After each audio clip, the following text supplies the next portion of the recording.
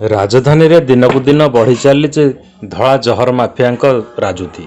कोरोनार भयावहता को टिके भी खातिर नक बेपार कर चलती धड़ा जहर बेपारी माने। तेज आज भुवनेश्वर पुलिस को एक बड़ धरण सफलता मिली ब्राउन सुगार जबत कर। पुरी जिलार 2 जण व्यक्ति ब्राउन सुगार आनी भुवनेश्वर में बिकिबार योजना करुले। हेले शहीदनगर एवं भुवनेश्वर डीसीपी टीम द्वारा गिरफ होती 2 ब्राउन सुगार बेपारी।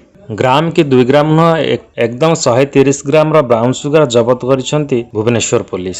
यह सहित गोटे मोबाइल और गोटे मोटरसाइकेल जबत कर।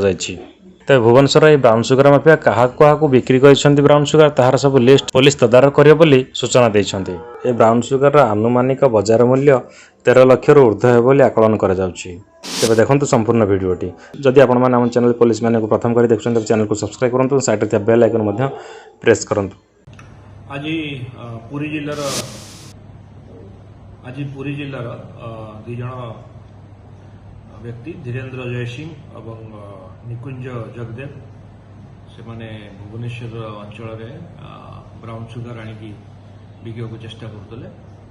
आमर ट्राप लगे स्पेशल स्क्वाड डीसीपी भुवनेश्वर और Shahid Nagar police station staff officer माने घटनास्थल से काबू करके 2 जन को धरती।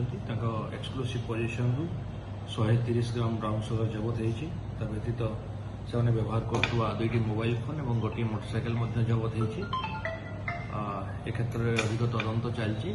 ब्राउन सुगार एंटायर जो लिंक रही है कौटू आणुले क्या बिकुले से विषय में मुख्य तदंत करने को चेष्टा कर।